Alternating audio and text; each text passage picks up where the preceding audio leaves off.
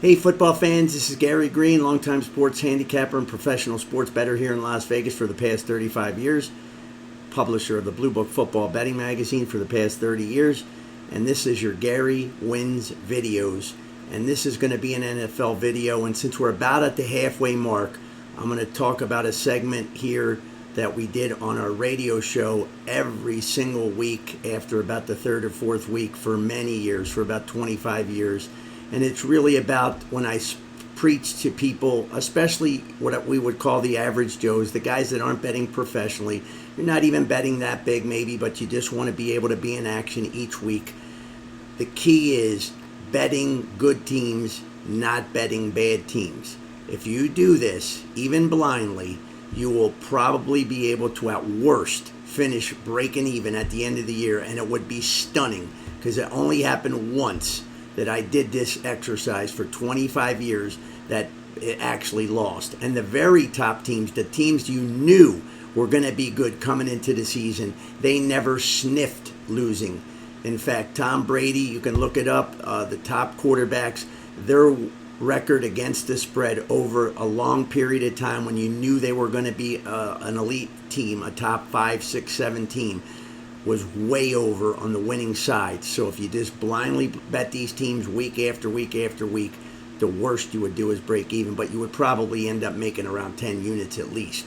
Now, so far this year, this has worked exactly the way I've said for all these years, and I'm going to go through the numbers with you in a second. But like I always say on radio shows and podcasts, guest spots on radio shows, whatever I'm doing and I'm talking to the masses, basically, it comes down to this. There's very little to no value whatsoever when you bet bad teams. Bad teams are bad for a reason. Asking them to cover, it's one thing to say, I see people do crazy things, all these big bad teams on the big underdog spots on the money line, and that to me is just craziness. For the most part, most weeks you're going to have terrible weeks. You're going to get knocked out. Yes, it's great when you get a couple of upsets. When we look at this last the last month for October, the sports books had their worst month in decades in football. And part of the reason why, the favorites keep covering. That means the favorites are covering on the 3-team money line parlays. It's not the other way around. It's not 3-team underdogs all winning straight up. Heck, it's not even from them covering the spread. They got killed because the favorites are covering. But again, I always say this: good teams can play very poorly and still cover games. Why? Because they have the superior talent. They make just enough good plays to be able to get a cover in that given game. So even when they play bad, they can cover. Bad teams must almost play perfect, probably need a +2 turnover ratio in the game, need some maybe freak crazy stuff to happen, a couple of big punt returns for a score, or a kickoff return for a score. This tip balls something in their favor that even when they're getting gained maybe 500 yards to 332, they're still going to steal a cover for you. So we're going to look at this numbers right now for just about halfway through the season. So coming in through 8 weeks, we have 14 teams with winning records. We have 5 teams that came into week number 9 with a 4-4 record. And then we had 13 teams that have a losing record. When we look at the numbers against the spread now, only one team with a winning record so far has a losing against the spread record. And coming into before last night's game between the Texans and the Jets, that team was the Houston Texans. They had a 6-2 record, and they had a 3-5 against the spread record. So they were losing. Now they have a 6-3 straight up record, but they're 3-6 against the spread. So again, they are not covering. It's not working on the Houston Texans this year. But overall, the 14 teams with winning records have a 60 win, 36 loss, 2 against the spread pushes record for the year. 60, 36, and 2. That's 62.5%, my friends. And if you can hit anywhere close to 56 or 57%, you are going to be a nice winner. 62.5%, outstanding. It's off the charts. You're going to be making a solid profit. You're going to be very happy being a sports bettor. If we add in the 4 teams that right now are 22, 17, and 1, that number drops just slightly to 82, 53, and 2, which would be 61%. Still outstanding.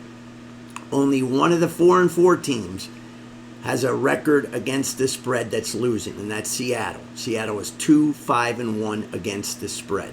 So again, when we take either all the winning teams or even all the winning teams and the teams that are pushing at, with a 4 and 4 record, 500, we still have an outstanding win rate. Now we go to the 13 losing teams. Right now, 32 wins against the spread, 71 against the spread losses. Losing teams are winning just 31% against the spread. Only one losing team this year, Jacksonville, they are 2-6 straight up, has a winning against the spread record thus far at 5-3. So once again, bad teams don't cover, good teams cover. So then some people argue with me over the years and say, okay, well, how did you know who was going to be good? Well, come on, let's not be stupid. When we look at the records of the teams coming into the season that people were projected to be the winners of their divisions, we'll go through it. Baltimore, in their division, was expected to win the division. It's not that shocking. I mean, it was easy that they were the number 1 favorite to win the division. They're 5-3, 5-3 against the spread. Next set, we'll go to Philadelphia and Dallas, and this is just the way I wrote them down. But Dallas 3-4, they're 2-5 against the spread. So Dallas, coming into the season, expected to compete with Philadelphia to win the NFC East. Philadelphia 5-2 record, 4-3 against the spread. Then we have the next division, Green Bay and Detroit, expected to compete. One of the two expected to win the division. Detroit 6-1, 6-1 against the spread. Green Bay is 6-2, 4-4 against the spread.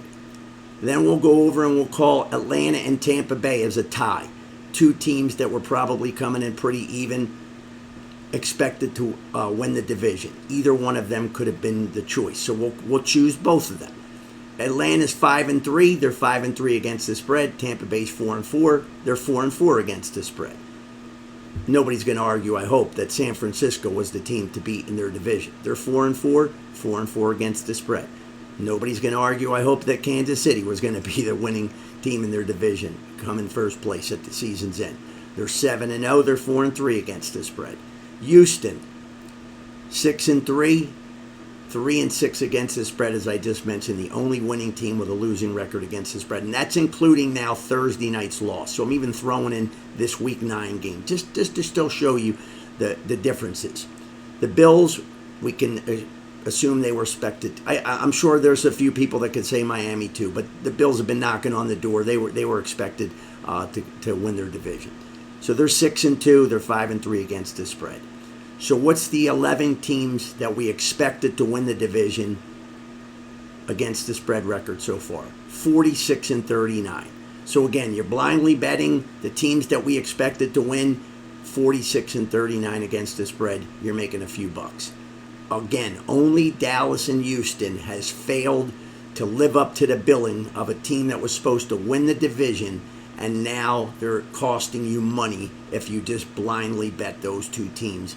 For whatever reason, if they were the only 2, then yeah, you would be losing. But the way this exercise works, it's to prove a point that the best teams that are coming in each year are going to usually be a good team against the spread by the season's end. Now, there's exceptions. So if you're a Dallas fan and that's the only team you're betting every week, or a Houston Texans fan, you're losing.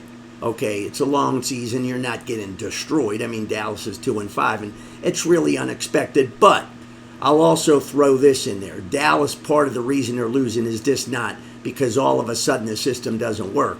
It's because they lost some very key personnel.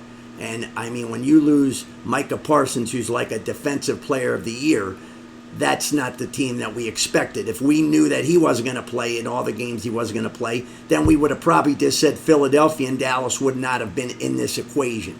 So it's easy to say after the teams that have had bad injuries, and somebody's going to get hit by that every year. You just don't know who it is. And I mean, I'm a Washington Commanders fan, and the Washington Commanders were not picked to come anywhere close to where they were.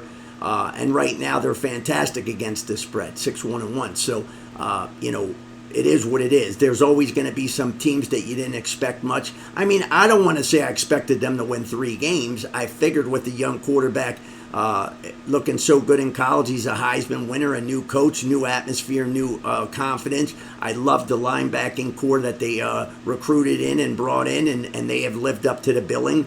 Overall, for the most part, the weakness that I saw was the defensive ends, and it's still not great.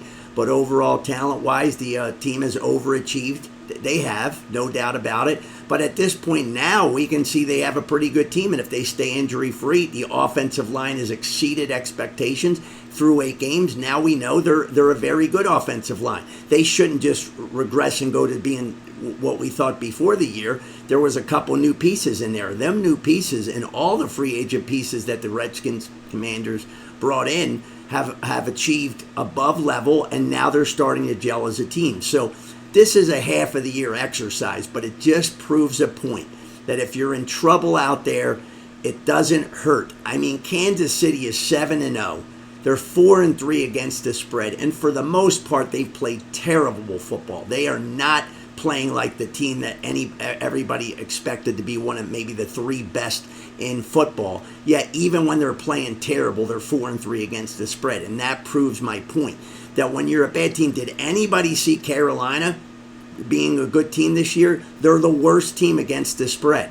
It's not shocking. I mean, my friend Stevie Wonder saw this coming for the Carolina Panthers. It's not that shocking that they're a terrible against the spread team. So if you're running into a little bit of trouble, you don't know what to do, if you stick with the better teams on a week in and week out basis, of course, you're going to get slammed one week. You're going to have that one week where all the dogs covering upsets and what have you. And then you're going to also have the great weeks where all the good teams cover, and you're going to sweep the board, say, going 6-7-0. And you're going to have your greatest week betting of your life, maybe. So just keep it simple. That's the way I talk all the time. One of my favorite words to use is KISS. Use the KISS theory. Keep it simple, stupid. That's not just in sports, it's in life. But the bottom line in betting, the key goal for most people, if you're not a professional like me, if I can't go 50%, I'll be in big trouble. I'd be, out there eating ramen noodles, because this is my livelihood. I don't have another job that's going to fall back to make me money. So I have to win. And I can't even just win the 53, 54%. I've been very fortunate to be one of the biggest winning bettors of maybe all time, probably in the top 3%, if not the top 1%. But again, I'm working at this 16, 17, 18, 19 hours a day.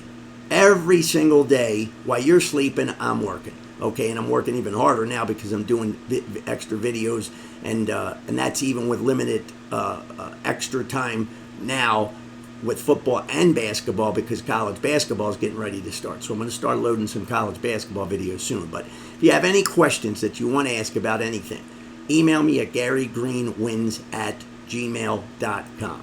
Greene has an E at the end, as you see behind me. Gary Greene Wins, Greene with an E, at gmail.com. We will post some more. I'm going to post a big video here either later tonight or sometime earlier tomorrow, hopefully, where it's going to be the NFL week number 9 betting nuggets of the week. And I'm going to go through a lot of games. I have a lot of stuff on paper, trying to just restudy some of it because the numbers get crazy in your head as you get to this point. But hopefully we'll get that one, get you to be the most prepared that you can before the coming weekend games. And all I can say is I hope all of your wagers this weekend are winning ones. Never bet what you can't afford to lose. Don't bet parlays, and you will stay in the game a lot longer. And I hope you enjoyed today's video, and have a great weekend, everybody. Stay safe out there, drive safe, and God bless.